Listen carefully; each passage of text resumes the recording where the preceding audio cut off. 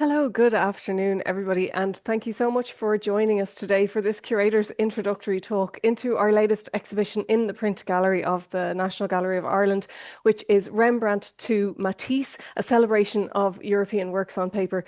It's an absolute treat of an exhibition, and Niamh, our curator, is going to be speaking to us about some of the contents, but there's a lot more to see if you come in and see it in the National Gallery of Ireland. It's open until the 6th of December, so there's plenty of time to do that, and we're delighted that this exhibition coincides with the Ireland's presidency of the Council of the European Union, and so it's a real treat for us to be able to show some of these highlights from European art over the last 600 years or so that are in our collection, but we so rarely get to see because of the delicate nature of these works on paper. So we're here today on a Zoom webinar, and if you are watching us live, you can ask us questions. We'd love to hear from you. So if you hover your mouse, you can see there's a Q&A box. You can ask us, and sorry, if you can't see it, it might be in the More button on the bottom of the screen. I'm just looking at mine. You can pop up at the end and ask questions there, and I will relay them to Niamh. If you have any technical questions, you can put them during the course, during the talk, and I will, of course, answer them while Niamh is speaking. If you're watching this on YouTube and you'd like to ask us questions, send an email, education@ngi.ie, and we'll happily answer those questions for you. The exhibition is free, and as I said, open until the 6th of December. So please allow me to welcome Niamh MacNally, who's going to speak to us about it, and you'll see me at the end. Now, Niamh, if you'd like to turn on your camera and your mic, and we'll get going.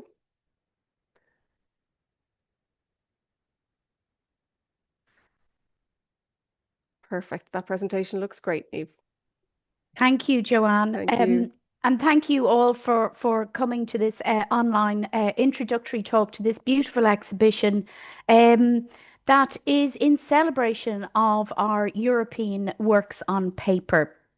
The exhibition basically comprises drawings, prints, photographs, and in fact, I've included about 5 miniatures, all by European artists from the 15th to the 21st century. It includes both new acquisitions and very much loved treasures from the National Galleries of Ireland's very rich collection of works on paper. The variety of approaches, media, styles, and subjects that are on display in this particular exhibition highlights really, in a sense, the breadth of our holdings and the diversity of ways I think that artists work with paper. The exhibition is organised with the support of the Department of Culture, Communications and Sport, as Joanne said, as part of the cultural programming marking Ireland's presidency of the Council of the European Union, which of course runs till the end of the year.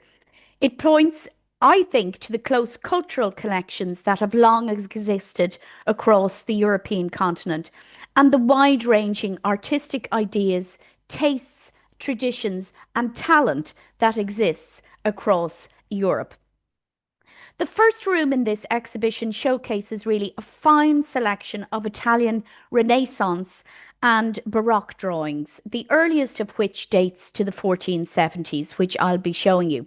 Most of these prize drawings were acquired in the latter part of the 19th century. So I'll go to our first drawing now. This is an Italian Renaissance drawing attributed to Andrea Mantegna. This is a really exquisite drawing showing it's like a presumed portrait of Francesco II Gonzaga, who was a military man. It dates to around the 1490s. Interestingly, since its acquisition by the gallery in the mid-19th century, the attribution of this fine drawing has been the subject of much debate. It's generally accepted today, however, that Mantegna is the most probable author. In 1866, the drawing was purchased at the Wesley sale in London, an incredibly important sale, where it was listed as a portrait of the Duke of Milan, Ludovico Sforza, by none other than Leonardo da Vinci. Later, however, it was linked to the artist Francesco Bonsignore and another artist, Giovanni Bellini. The attribution, however, to Mantegna was first proposed by the British art historian Philip Pouncey in 1967. The British connoisseur James Byam Shaw first suggested the identification of the sitter as Francesco II Gonzaga due to the similarities of the figure in Mantegna's own altarpiece of the Madonna della Vittoria that's presently in the Louvre's collection. Francesco commissioned this particular celebrated painting to commemorate the Battle of Fornovo in 1495, when his armed troops triumphed basically over the French troops of Charles VIII. In both artworks, you can see him here. This is a little detail of Francesco Gonzaga also. In both artworks, he appears to be around the same age. It was Ludovico III Gonzaga who had appointed Mantegna as a court painter back in 1460. During, however, Francesco II Gonzaga's reign, the city of Mantua very much enjoyed a great age of cultural splendour. In this image, the fourth Marquess of Mantua is shown in splendid brocade dress. It's a black chalk with a grey wash. Mantegna's skillful technique gives a sense, I think, of the sitter's presence and his powerful physical and psychological, in a sense, command. And you can see that through his very, very direct gaze. So, as I said, this is one of the most celebrated portraits that we have on paper within the collection. Another really celebrated work that happened to be acquired at that very same auction, the Wesley sale in 1866, by our first director, George Mulvaney, is this exquisite portrait of a young man in profile. And it's by either Antonio or his brother Piero del Pollaiuolo. Just to give you a bit of background information, the Florentine artists Antonio and Piero del Pollaiuolo ran a very flourishing workshop, first in their native city and from about 1484 in Rome. The brothers were exceptionally productive as sculptors and painters. Although they worked closely together, Antonio is thought to have worked primarily as a goldsmith and bronzework, while his brother Piero was a painter. Given their close working relationship, however, it's often difficult to give a definitive attribution to some of their particular works.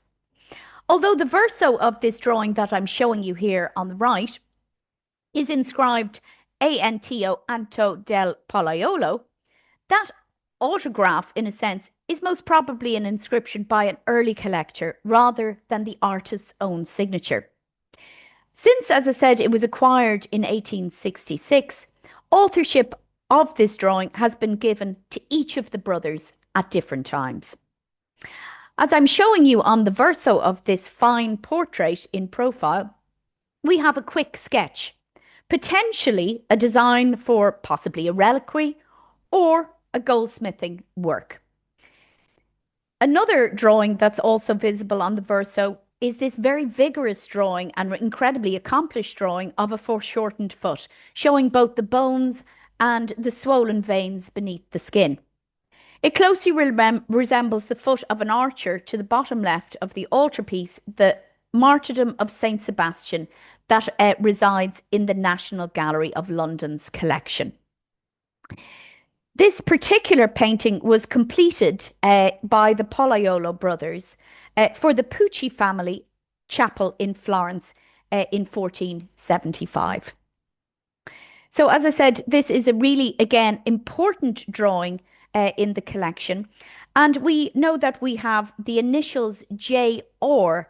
stamped into this particular drawing, just around the area of the boy's shoulder. This is the mark of the English portrait painter, collector and writer Jonathan Richardson Sr. As I said, early drawings like this, as I said, this is our earliest drawing in the collection, are really quite rare. and really invaluable in a sense in building our understanding of the development of drawing. Another really exquisite drawing in the round is a drawing in the collection that dates to around the 1480s by Lorenzo di Credi, another Florentine artist. This is our only silver point drawing in the collection, and it is of a female head. From the early 1470s, it was Lorenzo di Credi who trained in the workshop of Andrea del Verrocchio, alongside a notable contemporary such as Leonardo da Vinci. As I said, silver point drawings are created using what's called a stylus with a silver tip on what we would believe to be a prepared ground, often of kind of crushed bone. It's a very, very exacting technique that leaves little room for error. And this idealized head very much is similar, I believe, to the head of the Madonna in Lorenzo di Credi's painting, The Virgin and Child, that is in the National Gallery of London's collection. He was very attuned to showing the Madonna with kind of a downturned gaze. Very, very beautiful drawing. Other types of drawings in that first room showing our early Renaissance or old master Italian drawings is this drawing on the left by Francesco Primaticcio, who assisted Giulio Romano with the decoration of Mantua's Palazzo del Te between 1528 and 31. In 1532, Primaticcio was invited by Francois I to his palace at Fontainebleau, where he designed both the interior decorations and some buildings also. These delicate drapery studies, however, that are in the collection relate to two compositions based on Greek mythologies, showing the daughters of Minyas and Penelope and her handmaidens weaving. I wanted to show it to you because it's one of many drapery studies that are in the collection, and Renaissance artists, of course, excelled in executing drapery studies as a way of showing volume or kind of a true body beneath clothing. The drawing was gifted to the collection by the Irish artist Sir Frederick William Burton in 1866. So again, just 2 years after the gallery had opened. Frederick William Burton, of course, was director of the National Gallery of London for some time, but this particular gift to the National Gallery of Ireland's collection shows his affinity, of course, with his homeland. Burton himself was a great artist, and of course we know him through his incredibly popular watercolour here in the collection, The Meeting on the Third Stairs. And of course, we in the Prints and Drawings collection have a wonderful collection of drapery studies by Burton himself. So he saw the importance of drapery studies himself as an artist. The drawing then on the right is another wonderful preparatory drawing or a preparatory exercise of an observational drawing by the artist Jacopo Pisano. Jacopo Pisano was another artist who ran a studio in Bassano del Grappa in the north of Italy. He was an incredibly skilled draftsman, as we can see very much from this particular drawing, and he was admired for his innovative use of coloured chalks on blue paper. We believe that this sheet most probably was done on blue paper, which has then discoloured over time. Bassano's mature work includes pastoral biblical scenes notable for their very naturalistic foreground figures. And of course, he would have made use for direct observational drawings for the likes of his paintings and frescoes. This is a great drawing of a figure peering over a parapet, and it's almost certainly a study from life. Bassano, of course, is examining the placement of the figure's arms and hands, and is using red chalk to create warmth in the flesh tones, black chalk to create definition, and of course white chalk for white highlights. The Carracci were, of course, a Bolognese family of artists who played a pivotal role in promoting Baroque art in painting. They were exceptionally important as well as very, very skilled draftsmen. And they wanted to pursue a more naturalistic or expressive rendering of the human figure. And that you can see very, very clearly in a drawing in the National Gallery of Ireland's collection called The Apostles Carrying the Body of the Virgin to the Tomb, which dates to around 1605 to 1609. This particular drawing relates directly to a large-scale oil called The Funeral of the Virgin Mary and its companion picture, Apostles at the Tomb of the Virgin Mary, for the Cathedral of Piacenza. The paintings themselves reflect, I think, the Baroque's very kind of keen focus on kind of strong emotions, incredibly intense or striking color within religious themes.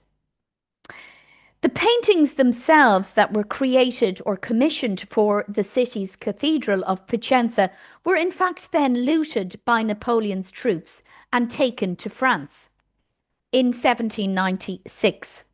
The paintings were then later housed in Parma in the Pinacoteca in 1816. Just to get back to this particular subject, though, it's a very unusual subject and a very rarely depicted subject in art, being, of course, the death or the dormition of the Virgin. It's brought to life here, of course, by Ludovico Carracci. Despite differences in detail in this compositional drawing to the final painting, we can see how basically Ludovico Carracci is plotting out his idea or thinking about the composition in the working process to the final painting. Babette Bone, who has written extensively on the Carracci as a family of artists, stated about this drawing that Ludovico made several changes subsequent to this finished drawing, eliminating the reclining figure at lower left, as you can see here from the drawing to the painting, and rethinking the poses and placement of the apostles. However, she notes if he made another later study for the painting, it is no longer known. So, as I said, this is one of two drawings that we have in the collection by Ludovico Carracci, the other being of St. Francis of Assisi. Another beautiful work, of course, that's later in date, we're now moving into the 18th century, that I've included in the exhibition, is a beautiful pastel by Rosalba Carriera. Now, Rosalba Carriera was synonymous as being, you know, one of the most, I suppose, revered pastelists working in Venice in the 18th century. And her works were very much prized by grand tourists that passed through Venice, you know, from either Ireland, England, Germany, or France. Everybody basically wanted a piece from Rosalba Carriera. And it was Joseph Leeson, who was later First Earl of Milltown, who purchased this pastel along with 5 others on his own grand tour of either 1744, 45 or 1751 and 52. He went on 2 grand tours and he acquired these works from Rosalba Carriera and placed them in simple wooden travelling frames. Of course, they're fragile pastels, and the very fact that they were dispatched back to Ireland, you know, is kind of amazing for us to think of today. But when they arrived back to Ireland, Joseph Leeson had very richly or deeply carved gilt rococo frames made for them. And of course, they were to hang in his home at Rusborough in County Wicklow, which he had been building at, or was building at the time. Carriera's pastels, of course, as we can see here in her Allegory of Winter, are notable for their radiant colours and lustrous tones. Here we can see, as a representation or allegory of winter, as I said, she's dressed in richly textured velvet and fur and warming her hands by a fire. As I said, all 6 pastels that were acquired by Joseph Leeson, as I said at the time, formed part of the Milktown gift then of 1902, and they were presented to the gallery by Geraldine, Countess of Miltown, in memory of her husband, the 6th Earl Edward Leeson. As I said, in the exhibition, I'm not only showing works on paper, but I'm showing a part of the prints and drawings collection that is, a very kind of interesting part, and we have an extensive collection of what are known as miniatures. And these are generally done with watercolour on ivory. Now, of course, the art form of miniature painting very much died out, in a sense, with the advent of photography. But here we can see one of Britain's most exceptional miniaturists by Richard Cosway, a self-portrait by him dating to 1790, where he's showing himself in an Elizabethan costume.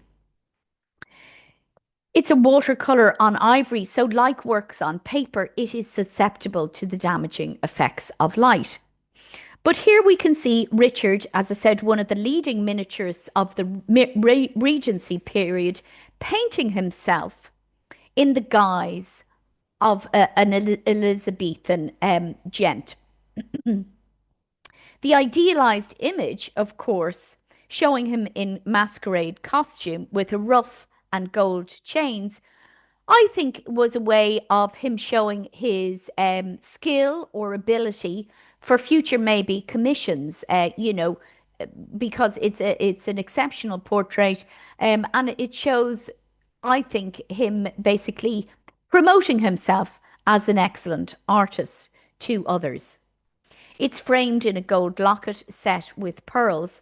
But the interesting thing about this particular miniature is the fact that on the verso is a very intricately woven, lock of his hair, which again is quite an interesting thing, and is quite particular to miniatures, because there is that kind of sentimental quality to miniatures, attaching the individual that's being portrayed on the recto or the front of the miniature to a part of themselves, in a sense, on the verso. The reason why I included this particular miniature in the collection is because Richard Cosway himself was not only a great artist, but he held a great collection of art. He amassed, as a connoisseur, a collection of fine old master drawings, which of course included our own drawing that I showed you at the beginning by Mantegna. So it was nice, in a sense, to include both works within this particular show. Moving on then, I wanted to show how artists across different countries of Europe basically showcase the landscape or investigate or portray the landscape. And this is a particularly wonderful drawing that only actually entered the collection in 2022 by the artist Berkham the Elder, and it's of a deer hunt. It's in black chalk on paper. And the interesting thing about the drawing is the fact that it relates directly to Berkham's painting of a stag hunt that's in the National Gallery of Ireland's collection that came in 1886. In the drawing, we can see that a hunt has reached its climax as the hunting party has surrounded the deer from all angles. The hunting party, in a sense, disrupts the tranquility of the area of forest. And we can sense, in a way, the cacophony of horns, barking dogs, and gunfire that are at play here. What I would say is, certainly in the 17th century, landscapes depicting stag or deer hunts were popular among collectors in the Dutch Republic, as they symbolised aristocratic privilege, rural leisure, nature, and of course, dramatic action.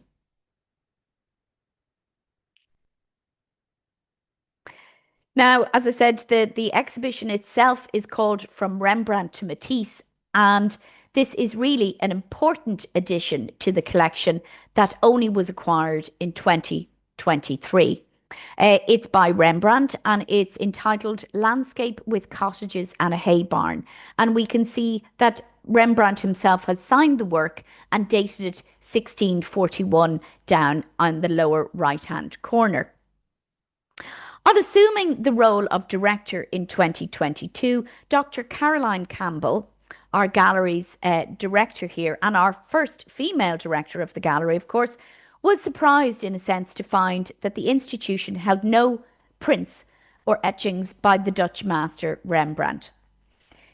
She went about changing that, and in fact now we can be thankful for the fact that between 2023 and 2025 we've now acquired a collection of 6 old master prints by Rembrandt. These formed part of the collection of Samuel Josefowicz, who is widely considered to have formed the greatest and most comprehensive later 20th century holdings of Rembrandt's graphic art. These acquisitions not only enhance the gallery's collection of old master prints, but provide an introduction to Rembrandt's graphic oeuvre, from landscape, as with this particular work, and portraiture, to religious and genre subjects. When we look at this magnificent print by Rembrandt, we can see through the mass of hatched lines, this incredible, intricate little network of lines, a cottage with an adjoining hay barn emerges. As the eyes adjust to the scene, as it were, fine details start to materialize, such as 2 figures fishing and a third strolling his dog by a riverbank.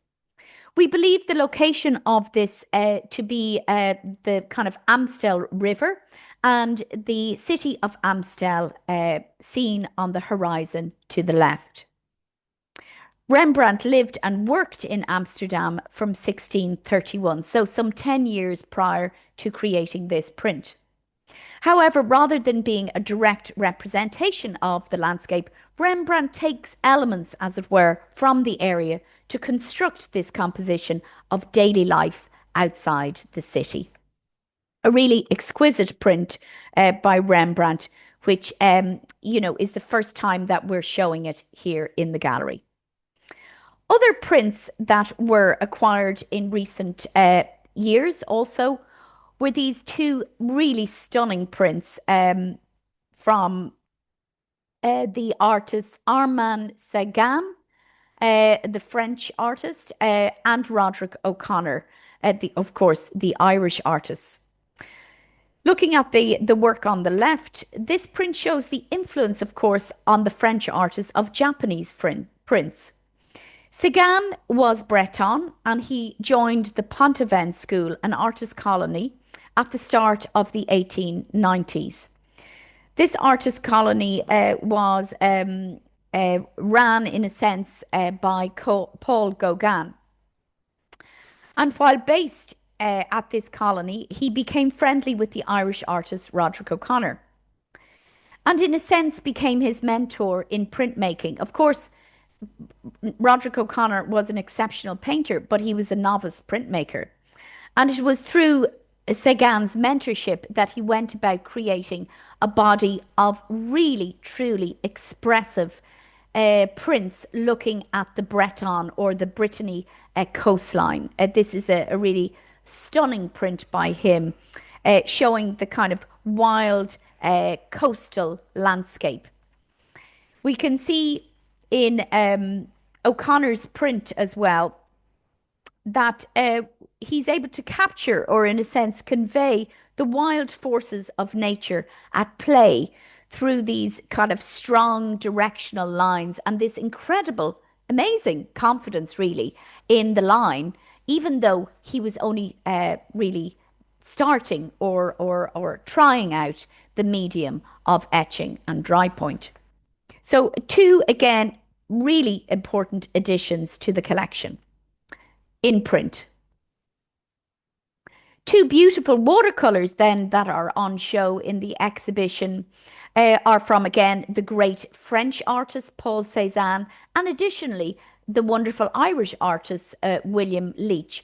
So, what I'm trying to do within the exhibition is show that not only do we have wonderful works by modern French artists, but we also have Irish artists traveling to France, gathering up their the influence of what they were experiencing, not only from the landscape, but from the modern art, or the what was taking place in French art at the time, and then incorporating that into their own art. The view on the left, of course, is a really beautiful watercolor on paper by Paul Cézanne of Mont Saint-Victoire, a motif, of course, or a mountain that was on the outskirts of Aix-en-Provence, that he would have viewed specifically from the studio that he had there. And he would have depicted it multiple times, basically, in the latter part of his life, really in the last 4 years of his life. This grand view of the mountain is one of several studies that he made directly from nature. He uses incredibly delicate touches of green, blue, pink, and yellow, and abbreviated, very light touches again of pencil to define form, of course, and build structure.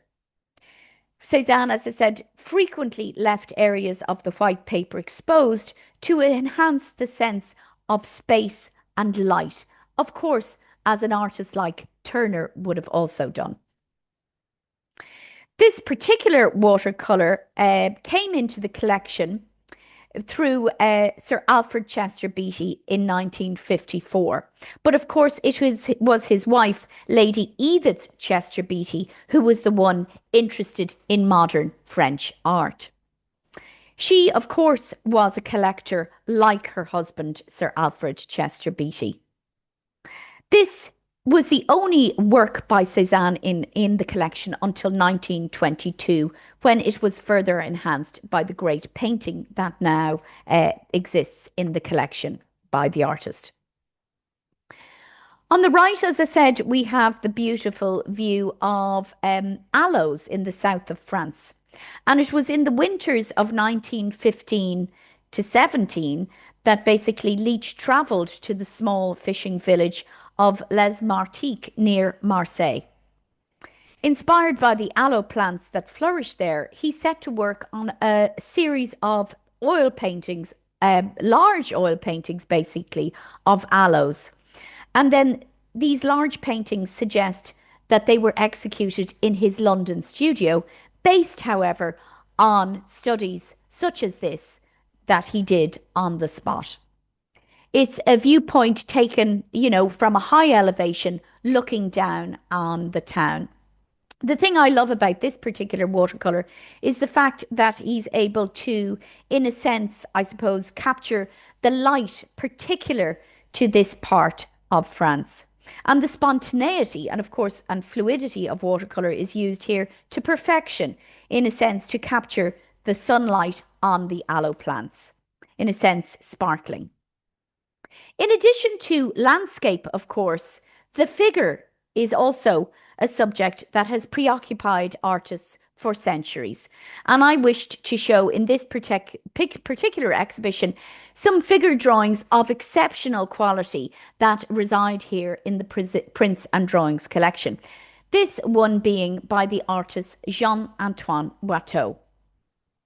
Now, Antoine Watteau, in this woman seen from the back here, he was exceptional, really, as for his little figure studies. And he was an artist, basically, that, utilized such figure studies of the model in varying poses for then his paintings, which were known as fêtes galantes. He drew constantly and often used sketches drawn months or even years earlier for his paintings. This particular elegant drawing was engraved by Laurent Carré for a major compilation of Watteau's known drawings. These engravings then would then disseminate the artist's distinctive style throughout Europe. We're very, very lucky here in the collection to have several figure drawings by Watteau, but this certainly is my favorite. It's a red chalk drawing showing, as I said, this woman with a large panniered dress and cloak, I believe potentially gazing at herself in a mirror, a long mirror. As I said, Watteau was one of those artists who was an absolutely outstanding draftsman, and in fact said that he actually preferred drawing to painting. Another French artist that's, of course, synonymous with the Rococo period is Francois Boucher. And this is our wonderful drawing here on the left of a female nude reclining on a chaise lounge of around 1752. And it's a preparatory drawing for this wonderful painting called The Blonde Odalisque, or Resting Girl, that is in the collection of the Alte Pinakothek in Munich.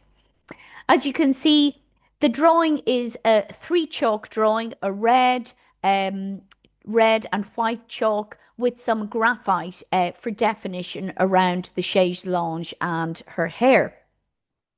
And it's a very sensuous depiction, very typical of Francois Boucher, who was known for scantily clad women and plump putti that, as I said, seem to represent French Rococo style as at its most typical. But the reason why we acquired this particular drawing back in 2007 was due to the fact that the sitter, of course, is believed to have Irish heritage or Irish association or ancestry. Because, of course, the young model is thought to be Mary Louise O'Murphy, whose father was from Dublin. He was a soldier who emigrated to Rouen in France and became where he lived out the rest of his life. He had 5 daughters and was a shoemaker. But the sitter here was regarded as Boucher's favourite model and notoriously, of course, became one of Louis XV's many courtesans. So she had quite an interesting background. But as we can see in the drawing, you know, Francois Boucher's deft strokes of chalk and graphite, creating a very lively image.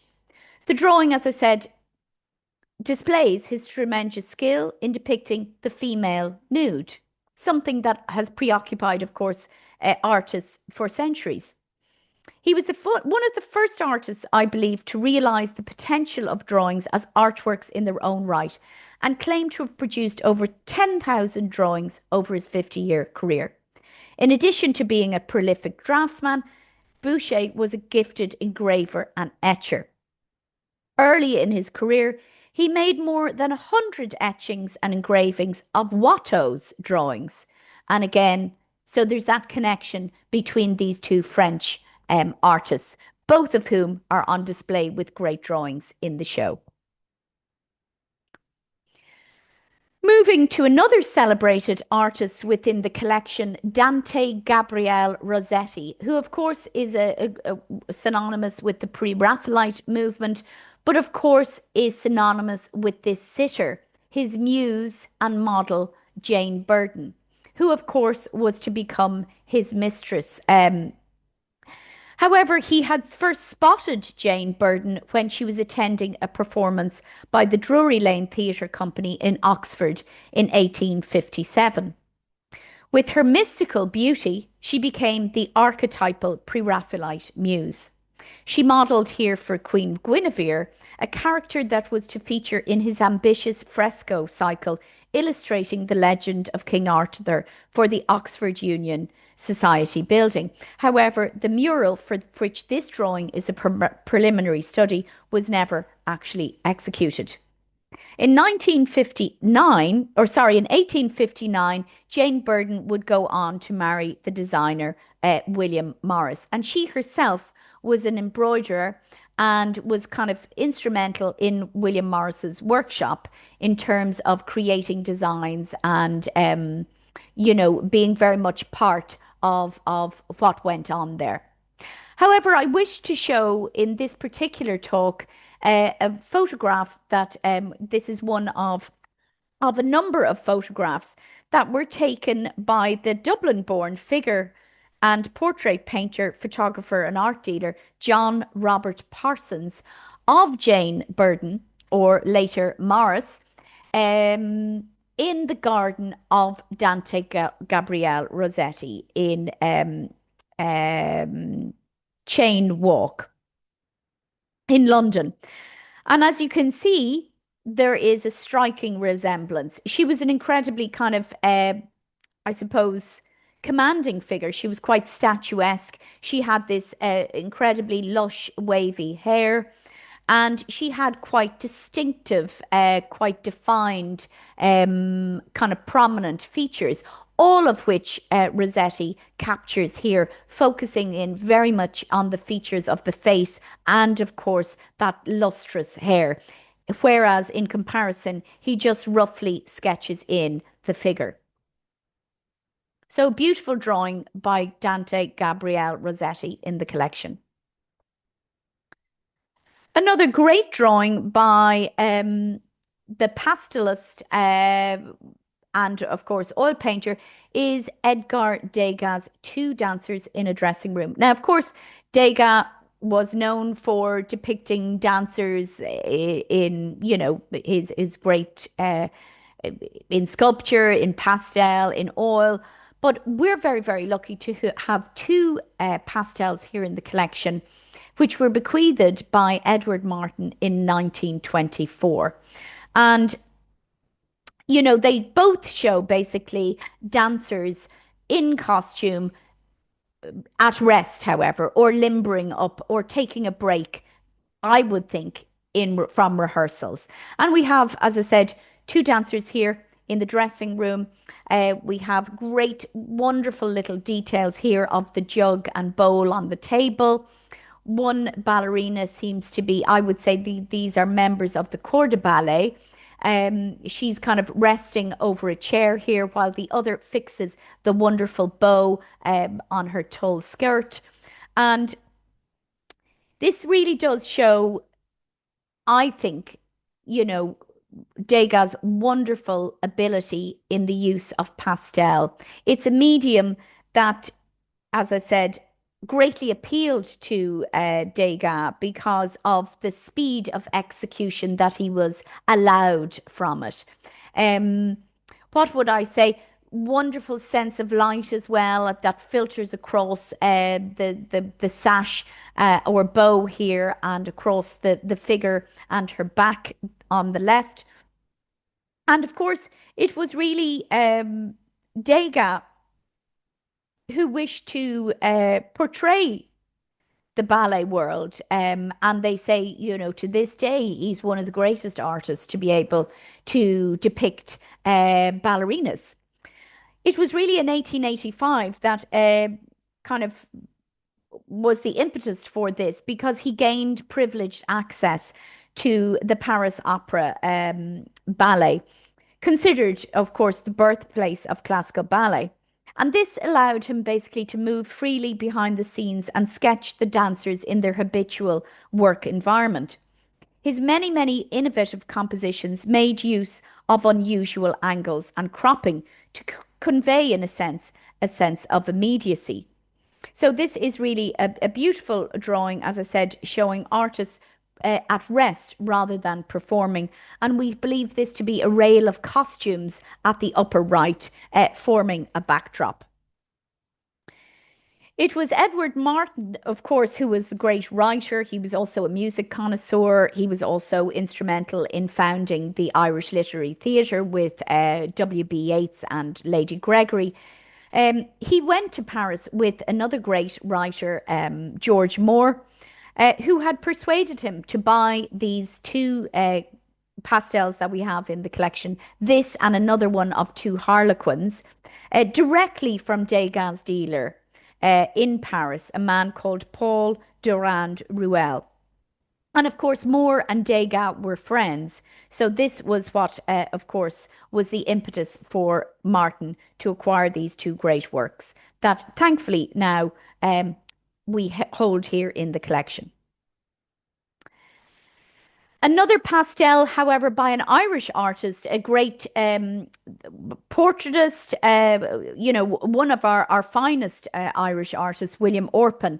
And this depicts a lady with a bird cage from the early 20th century, around 1900 to 1905. And I believe that this particular pastel recalls 17th century Dutch interior scenes by artists like, for example, Gerhard ter Borch, and the likes of his painting here that's in the Rijksmuseum called Gallant Conversation. In the fact that the model, who we believe to be his Orpen's wife, Grace Newstub, wears the garb, in a sense, of 17th century Dutch genre scenes. The work previously belonged to the British music hall entertainer and film actress Gracie Fields. So it's amazing how works, change hands, change attribution, have all these wonderful stories behind them. And it's wonderful to be able to bring such a beautiful selection of works together in this particular exhibition. Another beautiful work by Orpen that I've chosen to include in the show is this kneeling figure of a woman. And this is a study for our really grandiose painting that's on show here at the moment in the National Gallery of Ireland in the showroom. It's called The Holy Well. And this is one of three paintings. They were known as, he kind of described as his Irish trilogy of paintings. And in the drawing, we can see the figure. She's in a kind of an attitude of worship. She's kneeling. She's holding a set of rosary beads and she's wearing a kris, the traditional woven belt worn by Aran Islanders. The Holy Well, as I said, was one of three allegorical pictures of Irish subjects painted by Orpen. All three paintings, however, were preceded by meticulous preparatory drawings, such as this, such as the drawing of the monk here or the priest on the right, which also forms part of the gallery's collection. And I wanted to show how these particular large-scale preparatory drawings were really, really essential in, Orpen's process in order to kind of working up to a final painting. And here we see the final painting, and we can see the priest here in, again, blessing the figures that are attending the Holy Well, and behind that figure of the woman with the rosary beads and the cloak. But however, in the painting, Orpen has chosen to show the cloak up over her head. And just to show you a small little, sketch on the back of a piece of paper from the Berkeley Hotel, in which basically Orpen is working out the composition on paper. So it just shows you how artists start off their ideas and then work up to, something that's really commanding and, grandiose in scale. So, of course, all of these works form part of the National Gallery of Ireland's collection. Just to skip on now to the likes of two works that are also in the collection and form part of this exhibition, Two Seated Dancers from the Ballet Russe. This is a drawing by Picasso that he did in 1925 in Monte Carlo. He had been invited by Diaghilev, of course, the impresario of the Ballet Russe, to Monte Carlo, where the troupe was performing. Of course, prior to this, Picasso had done great set designs and costume designs for the Ballet Russe, and of course, was married in 1918 to the Russian ballerina Olga Koklova. So he had a great affinity or association with the ballet. But of course, as you can see in this particular drawing, he's showing the ballerinas at rest. They're quite monumental in size or in scale. They command the entire sheet. And of course, we have a very typical feature of a cubist element here in the side and frontal profile here of the figure on the right, who seems to be rubbing her sore foot after performing. So a wonderful drawing by Picasso. and a wonderful lithograph here on the right by Henri Matisse, showing a dancer reflected in the mirror. Now, Matisse created a whole series or suite of lithographs showing this particular model or dancer in the same tutu and string of pearls. And this is a related lithograph that he did in 1927. It's from a limited edition of 50 prints. And as I said, it shows the dancer, musician, and painter Henriette de Carrière, and she was his principal model from 1920 to 1927. And of course, Matisse, not necessarily known for his prints, but very much they also show his very innovative use and control of line. In the exhibition, I'm also showing a selection of work by the German Expressionists. These two works really striking in the fact that both, landscapes as such, the very fluid, evocative, atmospheric work by Emil Nolde on the left, dating to around 1938, and the woodcut, the very angular, kind of monumental woodcut in which he kind of utilizes the particularities of wood grain within the composition in his work called At the Nets of 1914. This work again came into the collection only in 2017. So very, both quite different in feel or approach, but both very, very expressive nonetheless.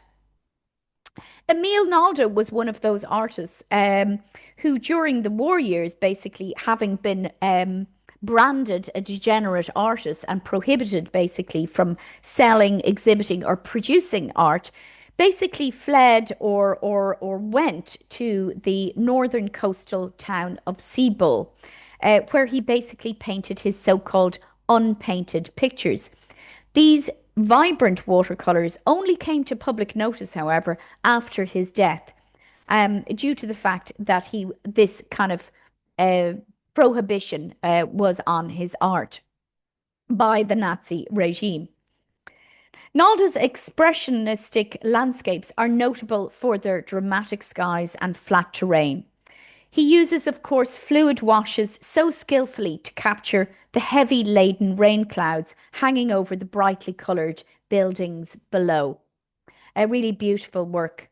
And again, as I said, the likes of Carl Schmidt-Rottluff taking advantage of the unique qualities particular to woodblock, cleverly incorporating the natural grain into his composition here. So two great prints or works on paper by those two artists.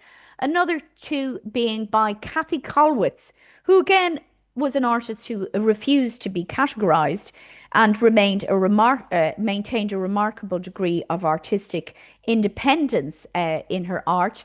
But this is a beautiful lithograph by her in the collection called Working Woman with a Blue Shawl. Now, of course, Kathy Kollwitz was one of those artists, whose work was based on themes of motherhood, social injustice, suffering, and death.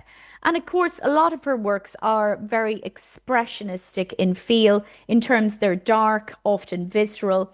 Her prints and drawings basically represent a poignant plea for the abolition of war and the oppression of people for the sake of future generations. So she was very much a pacifist. She very much also saw the potential of print in disseminating things like social commentary.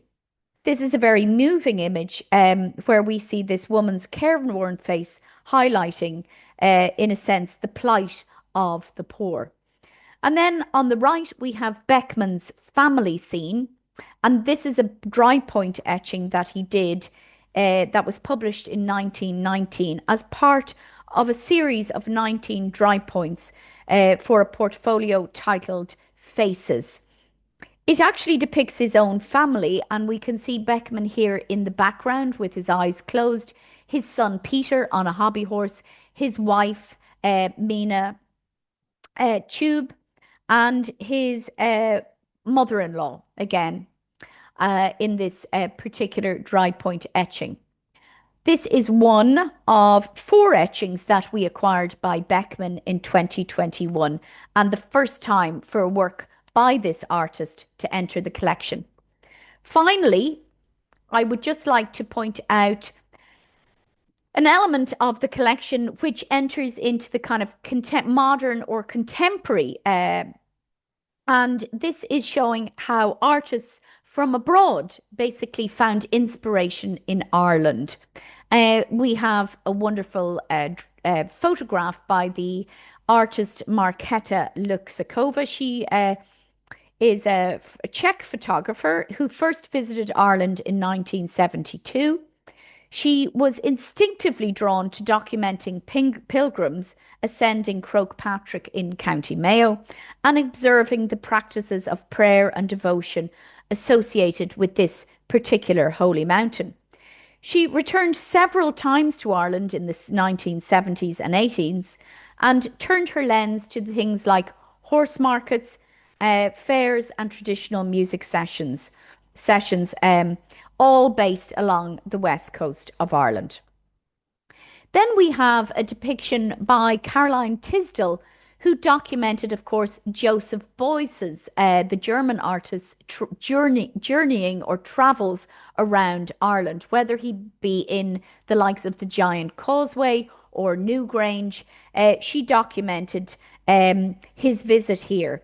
A visit, of course, that deeply resonated with him as an artist and was the inspiration, of course, for his art and environmental philosophy.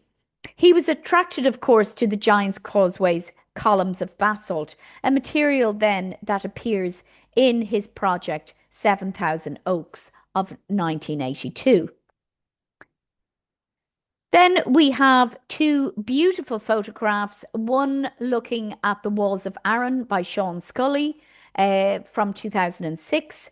This was presented by the artist in 2019, and it forms part of a portfolio of 24 black and white digital sea prints, which basically look at the Arran walls, of course, that crisscross the Aran Islands, this kind of harsh terrain.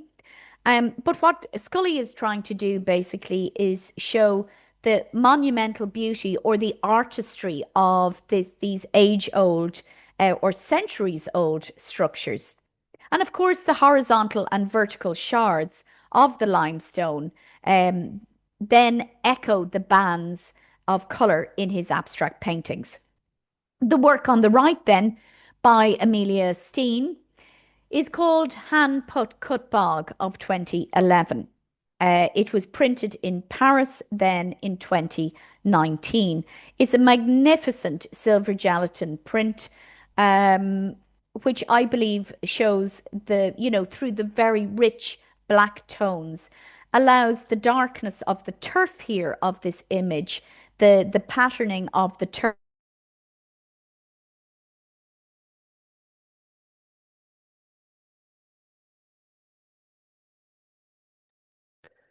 I think we have an issue, do we, Layla? You're not hearing anything? No, she's gone. Okay. All right. Sorry about that, folks. Niamh, we can just about hear you now. Oh, really? Sorry, you fell out there for a second. I think you've frozen again. Can you hear me? Okay, I better take it from here then. So there was one question earlier, which was about the Polaiulo. I'm not sure, Niamh, if you can hear me now. You're muted, so I can't hear you now. I can see you saying it. Okay. Yeah, much better. Did you hear me talking about Scully? Yes, just and up to the Steen and the Scully, and that was your last slide anyway, I believe, if I'm not mistaken. Yes. Great. So yes, these are a couple of. No, gone again. Okay, I'm going to have to end it here, I'm afraid, because it's not. Thankfully, we got to the last slide before this happened. Anne-Marie was asking about the Polaiulo, which was the profile head, which looks like it's when we look closer. Niamh, sorry, you're gone again, so I'm just taking over. Okay. Anne-Marie was asking about the Polaiulo and why his head is it laid into another sheet of paper? Yes. Yeah, Can you that's what hear I me thought. now? So, yep, just about. We try and keep Yes. these answers short if Okay. we can. So I'm hoping that the microphone is okay. Yeah, that's absolutely fine. It was the whole So thing. yes, the Polaiolo, the little profile portrait, is inlaid into another piece of paper. Probably for Yes. its own protection. Yes, oh, absolutely, for its own protection. That would have been considered a working drawing in the workshop of the Palaiolo brothers. So Okay, yes, we're great. very, very lucky that, it's still in such good condition for its age of from the 1470s. It's astonishing. It's Absolutely. amazing. Michael was saying you mentioned in the first slide, which was the Mantegna, or Yes, picture of, we believe, was it Ludovico Francesco Gonzaga? Gonzaga. Francesco Gonzaga. That you mentioned that the attributed artist varied over time, even to Yes, Leonardo da Vinci. And yes, to whom was it attributed at the time of purchase by the National Gallery of Ireland in 1866? Leonardo da Vinci. It was, Yeah. okay. Right. So it was acquired as that. But of course, attributions, as we know very well, can change or alter over time with further study, with further research. When our artworks are not only researched by curators in their own institutions, but when they go on loan abroad or when they're written about in catalogues. Or, as I said, when in-depth study is done Of on them. course. Of And course. also, I forgot to say, coinciding with this exhibition, there's a beautiful catalogue as well, that's for sale in the gallery shop. And this is really important to have because it's covering a whole wealth of works, that it's covering all of the works basically that are in the show.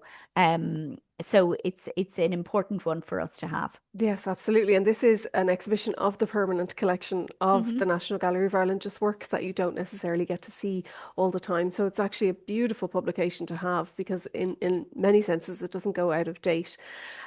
Geraldine is just asking how many Matisses are in the exhibition. Just the one, Just the one. just our one lithograph that's in the collection. Yes.